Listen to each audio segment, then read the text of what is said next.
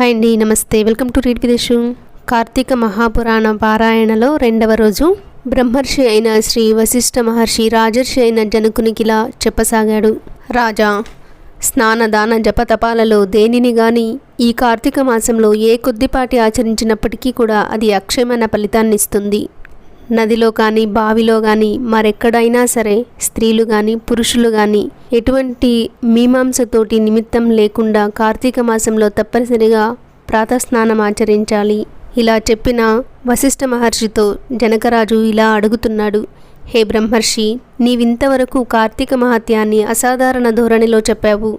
అయితే ఏ సంకల్పంతో ఈ వ్రతం ఆచరించాలో, ఏ దానములు చేయాలో కూడా తెలియజేయండి. అన్ని పాపాలను మన్ను చేసేది, పుణ్యాలను అగణ్యాలుగా మార్చేది అయిన ఈ కార్తీక వ్రతానికి ఫలానా సంకల్పము అనేది హాస్యాస్పదమైన విషయము.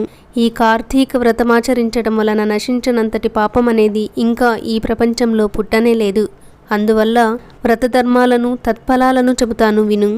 కార్తీక మాసపు సాయంకాలము శివాలయంలో దీపారాధన చేయడం వలన అనంతమైన ఫలము వస్తుంది. శివాలయ గోపుర ద్వారా శిఖరాలయందు గాని శివలింగ సన్నిధిని గాని దీపారాధన చేయడం వలన అన్ని పాపాలు అంతరించిపోతాయి. ఎవరైతే కార్తీక మాసములో శివాలయములో ఆవునేతితో గాని నువ్వుల నూనెతో గాని ఇప్ప నారింజ నూనెలతో గాని దీప సమర్పణ చేస్తారో వాళ్ళు ధర్మవేత్తలవుతారు. ఆఖరికి ఆముదపు దీపాన్నైనా సమర్పించిన వాళ్ళు అత్యంత పుణ్యవంతులవుతారు. కనీసము కాంక్షతో గాని నలుగురి నడుమ బడాయి కోసం గాని దీపాన్నిచ్చే వాళ్ళు కూడా శివప్రియులవుతారు. ఇందుకు ఉదాహరణగా ఒక చిన్న కథ చెబుతాను విను.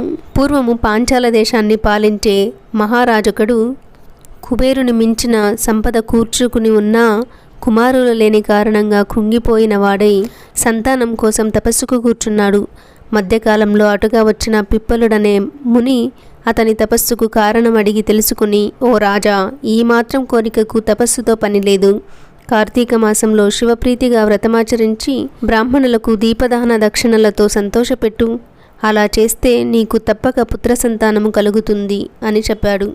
ఋషివాక్యమును శిరోధార్యముగా తలచి ఆ పాంచాలుడు తన పట్టణములో చేరి కార్తీక వ్రతమాచరించి శివప్రీతికై బ్రాహ్మణులకు దీపదానములు చేశాడు.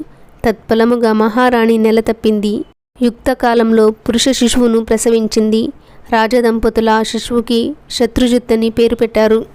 ఆ శత్రుజిత్ దినదిన ప్రవర్ధమానుడై పెరిగి యువకుడై వీరుడై వేశ్యాంగనాలోలుడై అప్పటికీ తృప్తి చెందక పరస్త్రీరక్తుడై యుక్తాయుక్త విచక్షణ నాస్తికుడై శాస్త్రధిక్కారి అయి వర్ణసంకరకారకుడై హితువు చెప్పవచ్చిన వారిని చంపుతానని బెదిరించుచు స్వేచ్ఛాచారి అయి ప్రవర్తింపసాగాడు. అటువంటి సందర్భంలో సౌందర్య రాశి అయిన ఒక బ్రాహ్మణ పత్ని తారసిల్లింది. శత్రుజిత్ ఆమె పట్ల మోహితుడయ్యాడు. అనుపమాన సౌందర్య శౌర్య తేజో విరాజితుడైన ఈ యువరాజు పట్ల ఆ బ్రాహ్మణ స్త్రీ కూడా మోజుపడింది. తత్కారణంగా ఆమె రోజు రాత్రి తన భర్త నిద్రపోగానే సంకేత స్థలంలో రాజకుమారుని కలిసి సురత క్రీడలలో సుఖించేది. రంకు బొంకు దాగవు కదా. ఏదో విధంగా ఈ సంగతి ఆమె భర్తకు తెలిసి అతనొక కత్తిని ధరించి ఆ రంకు జంటను ప్రత్యక్షంగా చూసి వారి గొంతులను కత్తిరించాలని తిరుగుతున్నాడు. మహాకాముకరాలైన జారిని గాని ఆ శత్రుజిత్తు గాని ఈ సంగతి నెరగరు. రోజులిలా గడుస్తూ ఉండగా ఒకానొక కార్తీక పూర్ణిమ సోమవారం నాటి రాత్రి ఆ కాముకులు తమ సురత క్రీడలకై ఒకానొక శిథిల శివాలయాన్ని సంకేత స్థలముగా ఎంచుకున్నారు. అపరరాత్రి వేళ వాళ్ళు అక్కడ కలుసుకున్నారు. గర్భగుడిలో అంతా చీకటిగా ఉంది. ఆ స్త్రీ తన చీరచెంగు చింపి వత్తిని చేసింది. రాజకుమారుడు ఎక్కడి నుంచో ఆముదము తెచ్చాడు. ఇద్దరూ కలిసి అక్కడి ఖాళీ ప్రమిదలో ఆ రెండింటిని జోడించి దీపం పెట్టారు. ఆ దీపపు వెలుగులో ఒకరి అందాలొకరు చూసుకుంటూ సంభోగంలో లీనమయ్యారు. వారిద్దరూ ఇక్కడ విన్న విషయాన్ని ఆమె భర్తకు ఎలాగో తెలిసింది. కత్తి పట్టుకుని వచ్చాడు. ముందుగా శత్రుజిత్తును, అనంతరం తన భార్యను తెగనరికి తాను కూడా అదే కత్తితో పొడుచుకుని ఆత్మహత్య చేసుకున్నాడు. ఆ విధంగా వాళ్ళు ముగ్గురు ఆ రాత్రి అక్కడికక్కడే విగత జీవులు కాగానే పాశుహస్తులైన యమదూతలు, పవిత్రాత్ములైన శివదూతలు ఒకేసారి అక్కడకు చేరారు. శివదూతలు ఆ రాకుమారుడిని రంకులాడిని తమ విమానంలో కైలాసానికి తీసుకుపోసాగారు. యమదూతలు అమాయకపు బ్రాహ్మణుడను తమతో పాటు నరకము వైపు తీసుకుపోసాగారు. అందుకచ్చరపడిన పారుడు ఓ శివదూతలారా, కాని పని చేసిన వారికి కైలాసభోగము, నా వంటి సదాచారునికి నరకయోగమునా అని ప్రశ్నించగా, అందుకు ఆ శివదూతలు, వీరెంత పాపాత్ములైనా ఈరోజు కార్తీక పౌర్ణిమ సోమవారము కాబట్టి శివాలయంలో అందున శిథిలాలయంలో శివలింగమునకు ఎదురుగా దీపారాధన చేశారు గనక వారి పాపములు నేరాలు నశించి పుణ్యాత్ములయ్యారు. ఏ కారణం చేతనైనా సరే కార్తీక మాసంలో అందున పౌర్ణమి నాడు, పైగా సోమవారం నాడు దేవాలయములో దీపారాధనను చేయడం వలన అత్యధిక పుణ్యాత్ములైన వీళ్ళని పాపకర్మలుగా భావించి చంపిన కారణంగా నువ్వు పుణ్యహీనుడవి పాపాత్ముడివి అయ్యావు. అందుకే నీకు నరకము, వీరికి కైలాసము అని చెప్పారు. బ్రాహ్మణుడికి శివపారిషిదలోకి జరిగిన ఈ సంభాషణను విన్న శత్రుజిత్తు తాను కలగజేసుకుని, అయ్యలారా, దోషులము మేమై ఉండగా మాకు కైవల్యమిచ్చి మమ్మల్ని చంపి పుణ్యాత్ములను చేసిన ఈ అమాయకుని నరకానికి పంపడం భావ్యము కాదు. కార్తీక మాసము దొడ్డదైతే, అందున పూర్ణిమ గొప్పదైతే, సోమవారం మరీ ఘనమైనదైతే, దీపారాధన మరీ పుణ్యకరమైనదైతే మాతో పాటే తనను కలిపి తీసుకువెళ్ళండి అంటూ శత్రుజిత్తు తాను తన ప్రియురాలు ఆచరించిన వత్తి తైలముల పుణ్యమును తాముంచుకొని ఆ దీపము వెలిగించిన పుణ్యమును బ్రాహ్మణునకు దారపోయగా, శివదూతలు ఆ విప్రుని కూడా యమదూతల నుండి విడిపించి తమతో కైలాసానికి తీసుకువెళ్లారు. కాబట్టి ఓ మిథిలా నగరాధీశ్వర, కార్తీక మాసములో తప్పనిసరిగా శివాలయములో గాని విష్ణాలయంలో గాని దీపారాధన చేసి తీరాలి. నెలపొడుగునా చేసిన వాళ్ళు జ్ఞానులై తద్వారా మోక్షాన్ని పొందుతారు. నా మాట విని కార్తీక మాసము నెలపొడుగునా నువ్వు శివాలయంలో దీపారాధన చెయ్యి. ఇలా చెప్పి వశిష్ఠముని ఇంకా ఇలా కొనసాగించారు. ఓ శివధన సంపన్న జనకరాజా, శ్రద్ధగా విను. మనము చేసిన పాపాలన్నిటినీ నశింపచేయగల శక్తి ఒక కార్తీక మాస వ్రతానికి మాత్రమే ఉంది. కార్తీక మాసములో విష్ణు సన్నిధిని ఎవరైతే భగవద్గీత పారాయణము చేస్తారో వారి పాపాలన్నీ కూడా పాము కుబసంలాగా తొలగిపోతాయి. అందున 10-11 అధ్యాయాలు పారాయణ చేసేవారు వైకుంఠానికి క్షేత్రపాలకులవుతారు.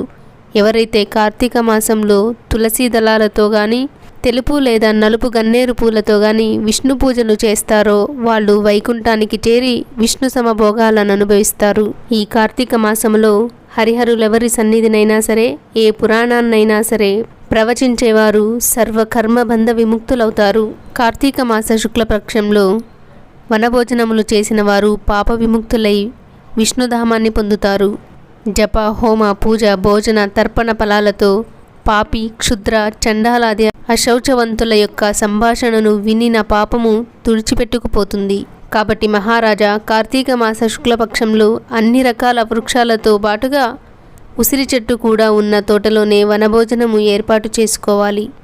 ఉసిరి చెట్టు కింద సాలగ్రామముంచి గంధ పుష్పాదులతో పూజించి యథాశక్తి బ్రాహ్మణులను ఆహ్వానించి గౌరవించి వారితో కలిసి భోజనము చేయాలి. ఇలాగున కార్తీక మాసములో వనభోజనాన్ని ఎవరైతే నిర్వహిస్తారో వాళ్ళు ఆయా కాలంలో చేసిన సర్వ పాపాల నుంచి తెములుకుని విష్ణులోకాన్ని పొందుతారు.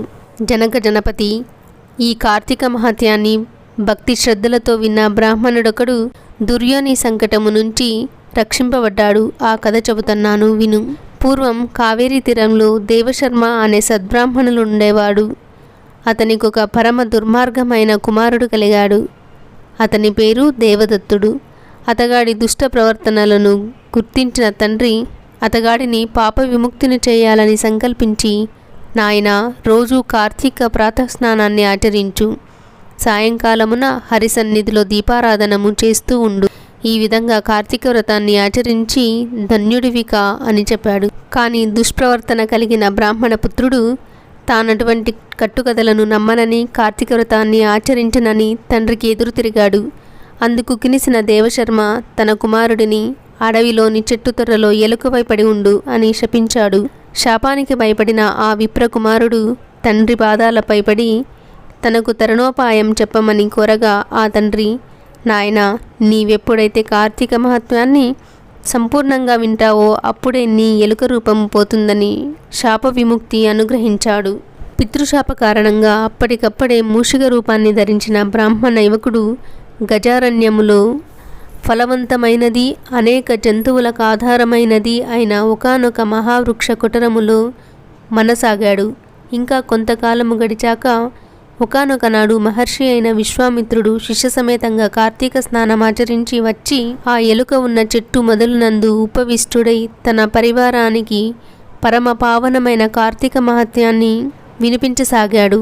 ఆ సమయంలో దయాహీనుడు, పాపాల పుట్ట, అడవి జీవాలను హింసించి పొట్టపోసుకునేవాడు అయిన ఒక కిరాతుడు ఆ ప్రాంతానికి వచ్చాడు. పుణ్యపురుషుల దర్శనము వల్ల ఉపకారమే గాని అపకారము ఏనాడు జరగదు. అదే విధముగా విశ్వామిత్రాది తపోబృంద దర్శన మాత్రం చేత రవ్వంత పశ్చాత్తాపడుతూ జ్ఞాని అయిన ఆ కిరాతకుడు వారిని సమీపించి, అయ్యా, మీరు చెప్పుకుంటున్న కథలేమిటి? అవి వింటుంటే నాకు ఈ కిరాత జన్మ పట్ల చిరాకు పుడుతోంది. దయచేసి ఆ రహస్యమేమిటో చెప్పండి అనగానే అతనిలో వివేకం విచ్చుకుంటున్న వైనమును గమనించిన విశ్వామిత్రుడు, నాయనా, మేము కార్తీక వ్రతాన్ని ఆచరిస్తున్నాము. ఈ కార్తీక మాసములో ఎవరైనా సరే తెలిసి కానీ తెలియక కానీ స్నాన దాన జప తప పురాణ శ్రవణాదులను చేసినట్లయితే వారు వారి సర్వ పాపాల నుంచి విముక్తులవుతారు. ఈ వ్రతాన్ని భక్తితో ఆచరించిన వాళ్ళు జీవన్ముక్తులవుతారు అని తెలియజేశాడు. ఈ విధముగా కిరాతకునికి చెబుతూ ఉన్న కార్తీక మహాత్మ్యాన్ని వినడమే తడవుగా తొర్రలో ఉన్న ఎలుక తన శాపగ్రస్త రూపాన్ని వదిలివేసి పూర్వ యువ బ్రాహ్మణ రూపాన్ని పొంది విశ్వామిత్రులకు ప్రణమిల్లి పూర్వపు గాథను వినిపించి ఆ ఋషుల నుండి సెలవు తీసుకుని తన ఆశ్రమానికి తరలిపోయాడు. అనంతరము ఆ కిరాతకుడు కూడా విశ్వామిత్రాదుల వలన కార్తీక మహాత్మ్యాన్ని చివరిదాకా తెలుసుకోవటం వలన ఆ జన్మకి కిరాతకుడయ్యి కూడా దేహాంతరాన ఉత్తమగతులను పొందాడు. కాబట్టి ఓ జనకరాజా, ఉత్తమ గతులను కోరేవాడు ప్రయత్నపూర్వకముగానైనా సరే కార్తీక వ్రతం ఆచరించాలి, లేదా కనీసము కార్తీక మహాత్మ్యాన్నైనా సరే భక్తి శ్రద్ధలతో వినాలి. ఇది 2వ రోజు కార్తీక పురాణ పారాయణము. ఈ వీడియోలో అనిపించిందో కామెంట్ చేయండి. నచ్చితే లైక్ చేసి షేర్ చేసి సబ్స్క్రైబ్ చేసుకొని ఆల్ నోటిఫికేషన్స్ ఆన్ చేసుకున్నట్లయితే డైలీ మార్నింగ్ వీడియో అప్లోడ్ అవ్వగానే మీకు నోటిఫికేషన్ వస్తుందండి. థ్యాంక్ యూ ఫర్ వాచింగ్ అండి. సర్వం ఉమామహేశ్వర పాదార్పణం.